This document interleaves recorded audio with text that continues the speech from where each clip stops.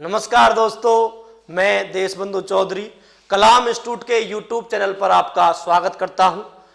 दोस्तों, जैसा कि आपको पता है कि इस लॉकडाउन की परिस्थिति में देश लॉकडाउन हुआ है, लेकिन आपकी जो तैयारी है, आपकी जो स्टडी है, ये लॉक नहीं होनी चाहिए, क्योंकि समय जो है ये निरंतर चलता ही रहता है। जैसे ही कुछ समय बाद स्थितियां सामान्य होंगी तो आपकी जो परीक्षाएं हैं, जिनका फॉर्म आपने भर रखा है, उनके जल्द ही पेपर करवाए जाएंगे, उनकी परीक्षाएं करवाई जाएंगी। इसलिए आप ये जो समय मिला है, इसमें आप अपनी तैयारी को बहुत ही मजबूत करें और हम आपके साथ हैं। आपको अपनी मंजिल तक पहुंचाने के लिए हमारा कलाम परिवार आपके लिए प्रतिबद्ध है, दृढ़ संकल्पित है। आप मेहनत करें, हम आपके साथ हैं। दोस्तों, हम राजस्थान की प्रमुख प्रागैतिहासिक सभ्यताओं का अध्ययन कर रहे हैं, जिसमें हमने गणेश्वर सप्ताह का अध्ययन किया था पिछले अध्याय में। आज हम दोस्तों राजस्थान की अन्य महत्वपूर्ण प्रागैतिहासिक सभ्यताओं का अध्ययन करेंगे। दोस्तों, आज हम दो महत्वपूर्ण सभ्यताएं, रेड सभ्यता और नगर सभ्यता, रेड सभ्यता और नगर सभ्यता, दोनों ही सभ्यताएं दोस्तों हमें टोंक में प्राप्त हुई हैं। तो दोस्तों आज शुरू करते हैं। तो हम शुरू करते हैं रेड सभ्यता। रेड सभ्यता, रेड सभ्यता, रेड सभ्यता। दोस्तों हम बात करते हैं रेड सभ्यता के बारे में। देखिए दोस्तों, रेड सभ्यता, पहली बात तो वही, हमें 3-4 आयामों को ध्यान में रखकर, मैंने आपको पहले ही वीडियो में बता दिया था कि सभ्यताएं हमें पढ़नी कैसे हैं, इनका जो आयाम है, कौन कौन सी चीज हमें सभ्यताओं में से ढूंढनी है, वो मैंने आपको पहले ही बता दिया था। तो पहली बात, रेड सभ्यता कहां प्राप्त हुई है? दोस्तों टोंक जिले की निवाई तहसील है। टोंक जिले की निवाई तहसील के रेड नामक स्थान पर, रेड नामक स्थान पर, रेड नामक स्थान पर। तो पहली बात कहां प्राप्त हुई है? टोंक जिले में। तहसील कौन सी है? निवाई तहसील। और स्थान कौन सा है? रेड। पहली इंपॉर्टेंट चीज। उसके बाद कहां विकसित हुई थी दोस्तों? तो ये जो सभ्यता है दोस्तों, एक नदी है, ढील नदी, इंपॉर्टेंट है। रेड सभ्यता किस नदी के किनारे विकसित हुई है दोस्तों? आप ध्यान रखना, आजकल जो सवाल पूछे जा रहे हैं ना, उसमें ये नहीं पूछेगा आपसे कालीबंगा किस नदी के किनारे विकसित हुई, सबको पता है दोस्तों। ऐसी सभ्यता को वो ढूंढ कर लाएगा जिसके बारे में आपको ज्ञान नहीं है। तो जो रेड सभ्यता है, ये ढील नदी के किनारे विकसित हुई। ढील नदी के किनारे विकसित हुई। कहां विकसित हुई थी? ढील नदी के किनारे विकसित हुई। ढील नदी के किनारे विकसित हुई थी दोस्तों। कौन सी सभ्यता? रेड सभ्यता। कहां विकसित हुई है? ढील नदी के किनारे। उसके बाद हम बात करते हैं इसके उत्खनन की, कि इसका उत्खनन कब किया गया था दोस्तों। देखिए दोस्तों, रेड सभ्यता के उत्खनन की बात करें तो 1938-39 ईस्वी में इसका जो सर्वप्रथम उत्खनन किया गया था दोस्तों, सर्वप्रथम उत्खनन किया गया था दयाराम साहनी के द्वारा। किसके द्वारा किया गया दोस्तों? दयाराम साहनी को आप पढ़ोगे। दयाराम साहनी द्वारा इसका उत्खनन किया गया था सबसे पहले 1938-39 ईस्वी में। उसके बाद दोस्तों 1938 से और 1940 ईस्वी के मध्य इसका उत्खनन किया गया है दोस्तों डॉक्टर केदारनाथपुरी। डॉक्टर केदारनाथपुरी। तो दो नाम इंपॉर्टेंट है इसके उत्खनन में। पहला है 1938-39 में किसने किया है? दयाराम साहनी ने। और 1938 से 1940 के मध्य उत्खनन किसने किया है दोस्तों? डॉक्टर केदारनाथपुरी ने। तो ये तीन महत्वपूर्ण चीज है। पहली बात है, रेड सभ्यता टोंक जिले की निवाई तहसील के रेड नामक स्थान पर मिली है। ये किस नदी के किनारे विकसित हुई दोस्तों? ये ढील नदी के किनारे विकसित हुई। इसका उत्खनन दो आदमी है, दयाराम साहनी ने 1938-39 में किया था। उसके बाद डॉक्टर केदारनाथपुरी ने 1938 से 1940 के मध्य किया। अब हम बात करते हैं रेड सभ्यता के उत्खनन में हमें क्या क्या प्राप्त हुआ है, क्या रेड सभ्यता की महत्वपूर्ण विशेषताएं हैं। तो देखिए दोस्तों, रेड, ये नाम आपको याद आ रहा होगा। ये नाम मैंने आपको एक जगह और पढ़ाया है। दोस्तों मैं बार बार आपसे कहता हूं कि इतिहास क्या है? इतिहास क्रमिक रूप से चलेगा। ये मोतियों की एक माला है, अगर बीच में से कहीं से वो माला टूट गई तो आप समझ लेना इतिहास आपके फिर बस की होने वाला नहीं है। इसको क्रमिक रूप से बड़े प्यार से पढ़ना होगा, घटनाओं को जोड़कर पढ़ना होगा, एक चीज दूसरी जगह आपके काम आएगी और तब इतिहास आपको रुचिकर लगने लगेगा, कोई समस्या उत्पन्न नहीं होगी। तो आप याद करो कि रेड मैंने एक जगह और आपको पढ़ाया था, रेड मैंने आपको पढ़ाया था सिक्कों में। आपने यदि हमारा सिक्कों का वीडियो नहीं पढ़ा है तो आप हमारे YouTube चैनल के डिस्क्रिप्शन में जाएं, YouTube चैनल के डिस्क्रिप्शन में जाकर वहां लिखा होगा कि राजस्थान के महत्वपूर्ण सिक्के और राजस्थान की सभी प्रतियोगी परीक्षाओं के लिए समान रूप से महत्वपूर्ण हमारी प्लेलिस्ट खुलेगी और उसमें आपको सिक्कों का वीडियो मिलेगा। तो वहां से आप पढ़ोगे तो रेड आपको पता लगेगा कि रेड हमने वहां पूरा विस्तार से पढ़ाया है। तो अब यहां भी काम आएगी वो चीज दोस्तों। तो यदि हम रेड सभ्यता की विशेषताओं की बात करते हैं, इसकी किसकी बात करते हैं दोस्तों? विशेषताओं की बात करते हैं। तो देखिए रेड सभ्यता की जो सबसे महत्वपूर्ण विशेषता है, पहली विशेषता है दोस्तों, यहां से हमें पूर्व गुप्तकालीन सभ्यता के अवशेष प्राप्त हुए हैं। यहां से हमें पूर्व गुप्तकालीन सभ्यता के अवशेष प्राप्त हुए हैं। पहली इंपॉर्टेंट बात, किसके अवशेष प्राप्त हुए दोस्तों? पूर्व गुप्तकालीन सभ्यता के अवशेष। दूसरी इंपॉर्टेंट चीज है, यहां से हमें चांदी की आहत या पंचमार्क मुद्राएं प्राप्त हुई है। तो चांदी की आहत या पंचमार्क मुद्राएं 3075 चांदी की आहत या पंचमार्क मुद्राएं प्राप्त हुई हैं, जो अब तक का एशिया का सबसे बड़ा मुद्राओं का भंडार है। इसी कारण रेड को प्राचीन भारत का क्या कहा जाता है? टाटा नगर कहा जाता है। यह सवाल पूछ लिया गया है कि प्राचीन भारत का टाटा नगर किसे कहा जाता है? प्राचीन भारत का टाटा नगर कहा जाता है रेड टोंक को। तो पहली बात, यहां से क्या प्राप्त हुए? पूर्व गुप्तकालीन सभ्यता के अवशेष प्राप्त हुए हैं। दूसरी बात है, यहां से 3075, कितनी?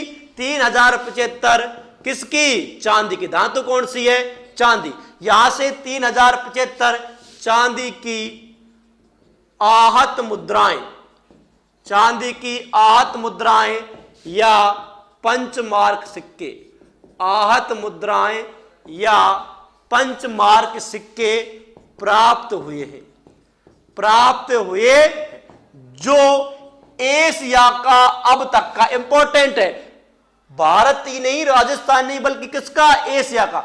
जो एशिया का अब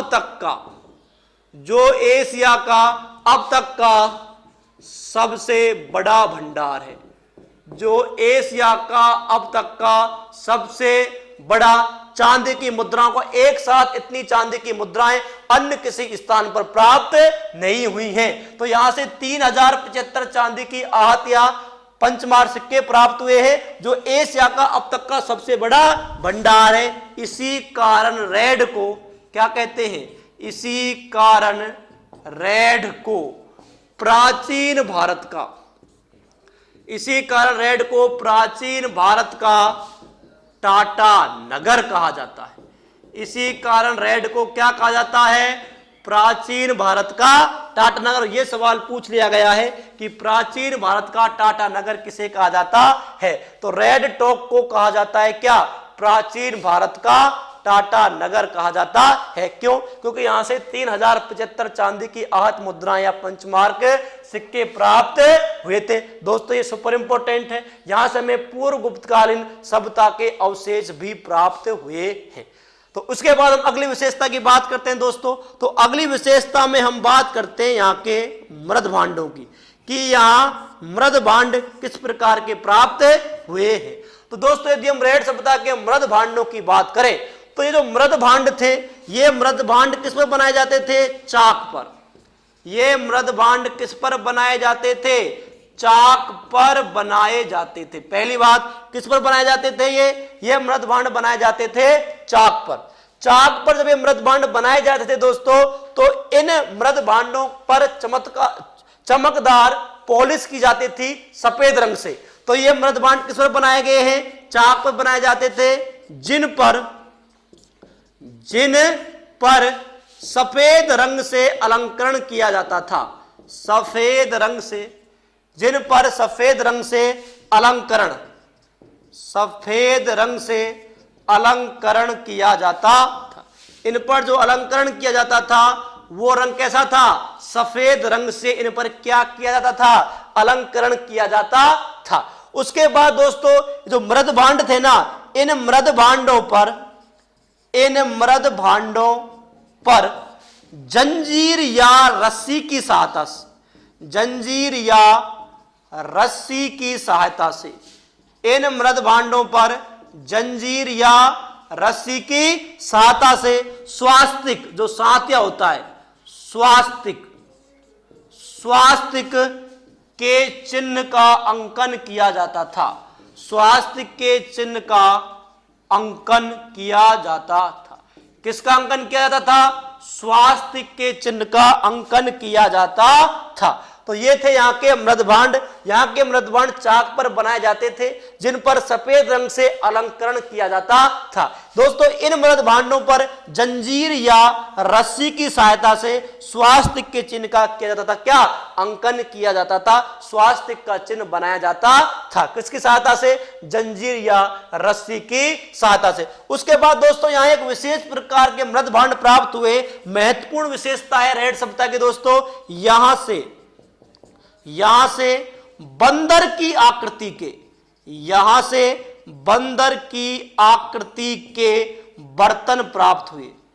बंदर की आकृति के बर्तन प्राप्त हुए।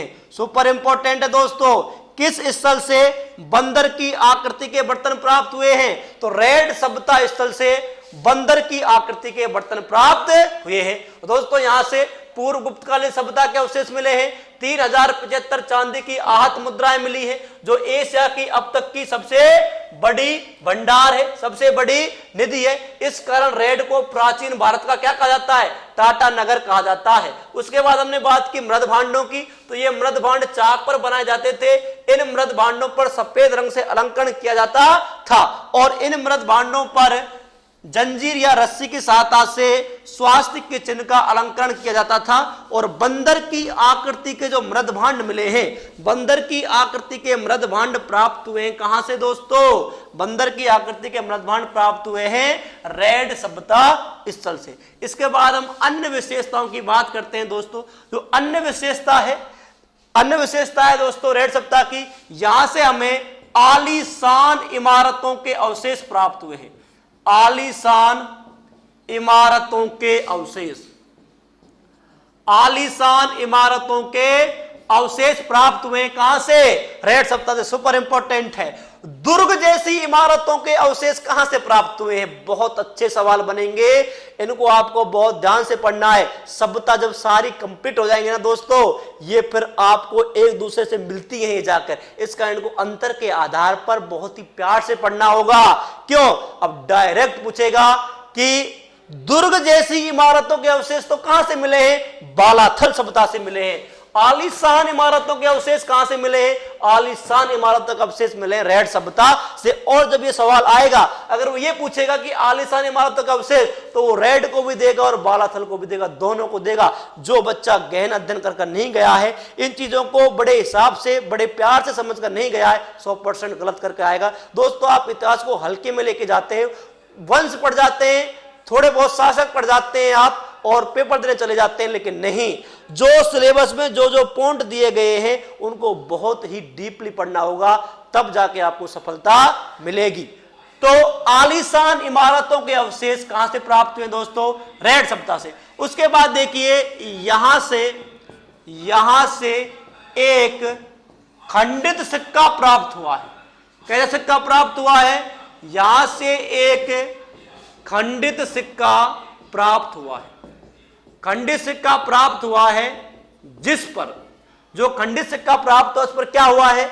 जो खंडित सिक्का प्राप्त हुआ है जिस पर यूनानी देवता, और यूनानी देवता कौन है? अपोलोडोटस। जिस पर यूनानी देवता अपोलोडोटस की आकृति बनी हुई है।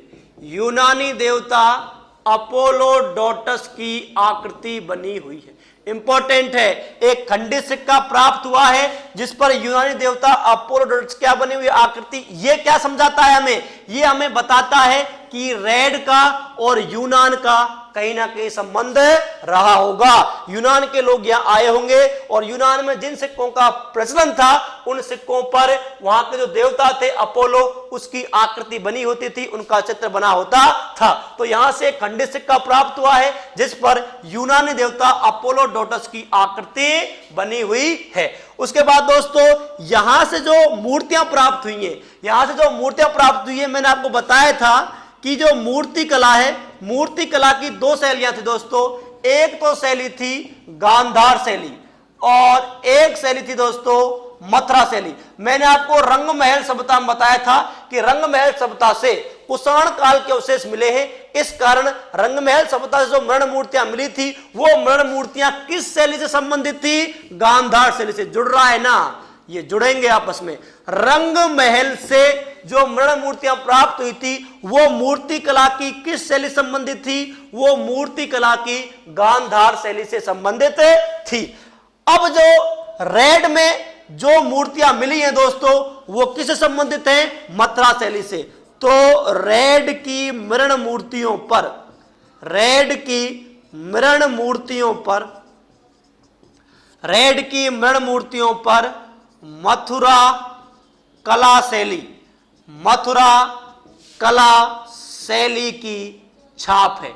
किसकी छाप है? यहां की मृण मूर्तियों पर किसकी छाप है? मथुरा कला शैली की छाप है। तो दोस्तों आलीशान इमारतों के अवशेष मिले हैं। यहां से खंडित सिक्का मिला है जिस पर यूनानी देवता अपोलोडोटस की क्या बनी हुई है? आकृति बनी हुई है। यहां जो मृण मूर्तियां प्राप्त हुई हैं इन मृण मूर्तियों पर मथुरा कला शैली की छाप है। दोस्तों ये थी रेड सभ्यता। रेड सभ्यता ढील नदी के किनारे विकसित हुई थी दोस्तों और ये टोंक जिले की निवाई तहसील में रेड नामक स्थान है जहां हमें मिली है। फिर इसका हमने उत्खनन की बात की तो दो आदमी ने इसका उत्खनन किया है, दयाराम साहनी ने और डॉक्टर केदारनाथ पुरी ने। फिर हमने यहाँ की विशेषताओं की बात की दोस्तों। हमने बात की कि यहाँ 3075 चांदी की आहत या पंचमार्क मुद्राएं मिली हैं जो एशिया का सबसे बड़ा भंडार है, अब तक का सबसे बड़ा भंडार है। इसी कारण रेड को प्राचीन भारत का टाटा नगर कहा जाता है। उसके बाद हमने मृद भांडों की बात की दोस्तों कि यहाँ के जो मृद भांड थे वो चाक पर बनाए जाते थे। इन पर रस्सी या जंजीर की सहायता से स्वास्तिक के चिन्ह का अलंकरण किया जाता था। उसके बाद दोस्तों हमने बात की कि यहां से आलीशान इमारतों के अवशेष प्राप्त हुए हैं। यहां से खंडित सिक्का प्राप्त हुआ है जिस पर यूनानी देवता अपोलोडोटस की आकृति बनी हुई है। यहां जो दोस्तों मूर्ति कला प्राप्त हुई है उस पर मथुरा कला शैली की छाप थी। तो दोस्तों ये थी महत्वपूर्ण सभ्यता रेड सभ्यता जो निवाई जिले की टोंक जिले की निवाई तहसील के रेड नामक स्थान पर प्राप्त हुई। इसके बाद दोस्तों हम एक अन्य महत्वपूर्ण सभ्यता जो भी कहां प्राप्त हुई है? टोंक में, और वो सभ्यता है नगर सभ्यता। दोस्तों अब हम बात करते हैं, छोटी सी सभ्यता है नगर सभ्यता लेकिन इंपॉर्टेंट सभ्यता है। इसके नाम में ही दोस्तों सवाल छुपा हुआ है और यहां जब सवाल आता है तो उसके 99% चांस होते हैं कि वो गलत होगा। उसका कारण क्या है कि हम कई चीजों का बहुत ही गहन अध्ययन नहीं कर पाते। क्यों नहीं कर पाते मैं आपको बताता हूं। मैं बात कर रहा हूं नगर सभ्यता की, नगर सभ्यता। अब देखो नगर सभ्यता कहां है तो सब बताएंगे नगर सभ्यता कहां है? चित्तौड़गढ़ में है, लेकिन नहीं, नगर सभ्यता कहां है? टोंक में। दो सभ्यता है दोस्तों, एक नगर सभ्यता है और एक नगरी सभ्यता है। इतना अच्छा सवाल बनेगा, सुमेलित करने में दोनों को एक साथ देगा। और जिसको पता नहीं है वो पता क्या दिमाग लगाएगा? वो दिमाग लगाएगा कि मिसप्रिंट हो गया है, नगर था ये नगरी हो गया है। ऐसा नहीं है, नगर सभ्यता तो है ही नहीं। ठीक है, चित्तौड़गढ़ में है दोनों? नहीं दोस्तों, नगरी सभ्यता कहां है? नगरी सभ्यता है चित्तौड़गढ़ में। आपकी बात बिल्कुल सही है, लेकिन आप अगर ये कह रहे हैं कि नगर सभ्यता भी कहां है, नगर सभ्यता भी चित्तौड़गढ़ में है, तो ये आप गलत कह रहे हो। नगर सभ्यता कहां है? नगर सभ्यता है टोंक में। तो अब हम बात करते हैं किस सभ्यता की? नगर सभ्यता की। और पहली बात, नगर सभ्यता कहां है? नगर सभ्यता है टोंक। पहली इंपॉर्टेंट चीज, नगर सभ्यता है कहां? टोंक में, जबकि नगरी सभ्यता है कहां? चित्तौड़गढ़ में। पहली बात टोंक में है, ये भी डील नदी के किनारे है। कहां विकसित हुई है? ये डील नदी के किनारे विकसित हुई। कहां विकसित हुई है दोस्तों? डील नदी के किनारे। उसके बाद हम बात करते हैं इसके उत्खनन की। तो इसके उत्खनन की हम बात करते हैं दोस्तों। इसका उत्खनन पहली बार, सबसे पहले जो इसका उत्खनन हुआ था दोस्तों, इसका जो उत्खनन किया गया था वो सबसे पहले किया गया था 1948-49 ईस्वी में श्री कृष्ण देव द्वारा। श्री कृष्ण देव द्वारा सर्वप्रथम इसका उत्खनन किया गया था 1948-49 ईस्वी में। वर्तमान में यदि हम इसके उत्खनन की बात करें दोस्तों, तो वर्तमान में 2008-9 से इसका उत्खनन का कार्य चल रहा है। और जो इसका उत्खनन का कार्य चल रहा है वो श्री कृष्ण देव के निर्देशन में ही चल रहा है। और श्री कृष्ण देव के निर्देशन में शिव कुमार और इनके जो साथी हैं वो उत्खनन का कार्य यहां से कर रहे हैं। तो तीन इंपॉर्टेंट चीजें दोस्तों, नगर सभ्यता कहां प्राप्त हुई है? टोंक में, डील नदी के किनारे विकसित हुई थी। इसका उत्खनन सबसे पहले किया था श्री कृष्ण देव ने 1948-49 में, और वर्तमान में 2008-9 से इसका उत्खनन चल रहा है, जो श्री कृष्ण देव के निर्देशन में ही चल रहा है। उसके बाद दोस्तों हम थोड़ी बात कर लेते हैं नगर सभ्यता की। जो पिछला बैकग्राउंड है, प्राचीन समय में नगर का नाम क्या था? दोस्तों प्राचीन समय में जो नगर था, इस नगर को कहा गया था मालव नगर। इसके जो प्राचीन नाम थे वो थे प्राचीन नाम। इसके जो दोस्तों प्राचीन नाम थे वो थे मालव नगर और करकोटा नगर। मालव नगर और करकोटा नगर, आपको याद रखना होगा नगर के प्राचीन नाम क्या है? मालव नगर और करकोटा नगर। इससे एक चीज निकल कर आ रही है कि जो नगर थी ये प्राचीन मालव गणराज्य की राजधानी थी। किसकी राजधानी थी ये? प्राचीन मालव गणराज्य की राजधानी। ये जो थी वो प्राचीन मालव गणराज्य की क्या थी? राजधानी थी। जो प्राचीन समय में जो गणराज था मालव, इस मालव गणराज्य की राजधानी थी नगर, और नगर के प्राचीन नाम थे मालव नगर और करकोटा नगर। तो दोस्तों ये इसकी सामान्य बातें हैं। कहां मिली है? टोंक में, डील नदी के किनारे। सर्वप्रथम उत्खनन श्री कृष्ण देव ने, उसके बाद इन्हीं के निर्देशन में शिव कुमार और इसके साथी इसका उत्खनन कर रहे हैं। इसका प्राचीन नाम है मालव नगर या करकोटा नगर, और ये प्राचीन मालव गणराज्य की क्या थी? राजधानी थी। अब हम बात करते हैं नगर सभ्यता की विशेषताओं की, कि नगर सभ्यता की कौन कौन सी विशेषताएं हैं। तो हम बात करते हैं दोस्तों नगर सभ्यता की विशेषताओं की। दोस्तों ये महत्वपूर्ण सभ्यता है, इन पर आपको बहुत अधिक ध्यान देना होगा। कालीबंगा सभ्यता, आहड़ सभ्यता, गणेश सभ्यता, ये इंपॉर्टेंट है। लेकिन दोस्तों इनसे इतने सवाल पूछे जा चुके हैं कि अब एग्जामिनर नए सवालों की खोज में लगा हुआ है कि अब नए सवाल कहां से बनाए जाएं। तो अब हम बात करते हैं नगर सभ्यता की विशेषताओं की। अब देखो विशेषताओं की यदि हम बात करें तो एक बात निकल कर आती है कि जो नगर थी वो क्या थी? मालव गणराज्य की राजधानी। ये किसकी राजधानी थी दोस्तों?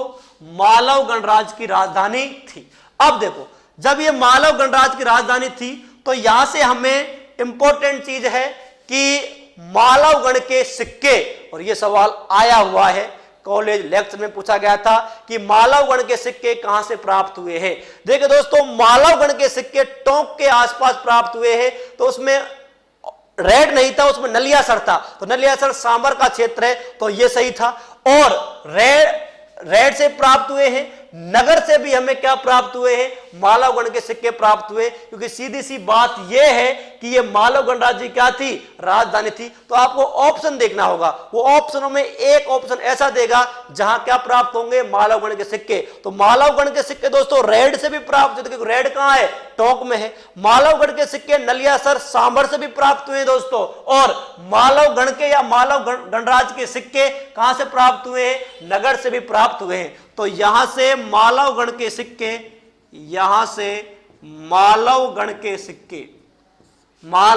सिक्के प्रचुर मात्रा में प्राप्त हुए। यहां से मालव गण के सिक्के प्रचुर मात्रा में प्राप्त हुए। पहली इंपॉर्टेंट चीज, यहां से मालव गण के सिक्के प्रचुर मात्रा में प्राप्त हुए। दूसरा है यहां से प्रचुर मात्रा में, प्रचुर का मतलब बहुतायत, यहां से प्रचुर या बहुतायत मात्रा में लौह सामग्री प्राप्त हुई। यहां से बहुतायत मात्रा में क्या प्राप्त हुई है? लौह सामग्री भी प्राप्त हुई है। तो यहां से मालव गण के सिक्के प्राप्त हुए हैं और यहां से प्रचुर या बहुतायत मात्रा में क्या प्राप्त हुई है? लौह सामग्री प्राप्त हुई है। उसके बाद हम अगली विशेषता की बात करते हैं दोस्तों। तो अगली विशेषता है, इंपॉर्टेंट विशेषता है दोस्तों, यहां से हमें एक मरण मूर्ति प्राप्त हुई है। महिषासुर मर्दिनी की मरण मूर्ति प्राप्त हुई है, जो इस देवी का प्राचीनतम अंकन है और यह लगभग 2000 वर्ष पहले की है। तो यहां से हमें क्या प्राप्त हुई है? महिषासुर मर्दिनी, इंपॉर्टेंट है। यहां से महिषासुर मर्दिनी, यहां से महिषासुर मर्दिनी की मरण मूर्ति, यहां से महिषासुर मर्दिनी की मरण मूर्ति प्राप्त हुई है, जो इस देवी का प्राचीनतम अंकन है, जो इस देवी का क्या है? प्राचीनतम अंकन है। इंपॉर्टेंट है दोस्तों ये लाइन, यहां से क्या प्राप्त हुई है? 2000 वर्ष पहले की है ये महिषासुर मर्दिनी की मरण मूर्ति प्राप्त हुई है और जो इस देवी का क्या है? प्राचीनतम अंकन है। तो किस सभ्यता से महिषासुर मर्दिनी की मरण मूर्ति प्राप्त हुई है? तो किस सभ्यता से प्राप्त हुई है? नगर सभ्यता से। इसके बाद यहां से एक मूर्ति और प्राप्त हुई है, दुर्गा, मां दुर्गा की प्रतिमा भी यहां से प्राप्त हुई है, जो प्रतिमा किस काल की है? शुंग काल की है। तो अगली विशेषता है यहां से शुंगकालीन देवी दुर्गा की प्राचीनतम, यहां से शुंगकालीन देवी दुर्गा की प्राचीनतम मूर्ति प्राप्त हुई है। यहां से क्या प्राप्त हुई है? शुंगकालीन देवी दुर्गा की प्राचीनतम मूर्ति प्राप्त हुई है। दोस्तों ये थी नगर सभ्यता। नगर सभ्यता कहां मिली है? ध्यान रखना, नगरी चित्तौड़गढ़ में। और नगर कहां मिली है दोस्तों? नगर सभ्यता मिली है टोंक में, डील नदी के किनारे। श्री कृष्ण देव द्वारा पहली बार उत्खनन किया गया था 1948-49 में। उसके बाद श्री कृष्ण देव के निर्देशन में शिव कुमार और इसके साथी 2008-9 से इसका उत्खनन कार्य कर रहे हैं। इसके जो प्राचीन नाम थे वो थे दोस्तों मालव नगर और करकोटा नगर। तो यहां से एक चीज समझ में आती है कि ये मालव गणराज्य की राजधानी थी। इस कारण यहां से हमें प्रचुर मात्रा में मालव गण के सिक्के प्राप्त हुए हैं। यहां से प्रचुर मात्रा में हमें लौह सामग्री प्राप्त हुई है। उसके बाद हमने इसकी अन्य विशेषताओं की बात की दोस्तों। तो यहां से हमें महिषासुर मर्दिनी की मरण मूर्ति प्राप्त हुई है और शुंगकालीन देवी दुर्गा की प्राचीनतम मूर्ति प्राप्त हुई है। दोस्तों ये थी दो महत्वपूर्ण सभ्यताएं जो टोंक जिले में प्राप्त हुई थी, रेड सभ्यता और नगर सभ्यता। इसके बाद दोस्तों आपको हम अगले वीडियो में राजस्थान की अन्य महत्वपूर्ण प्रागैतिहासिक सभ्यता का अध्ययन करवाएंगे। धन्यवाद।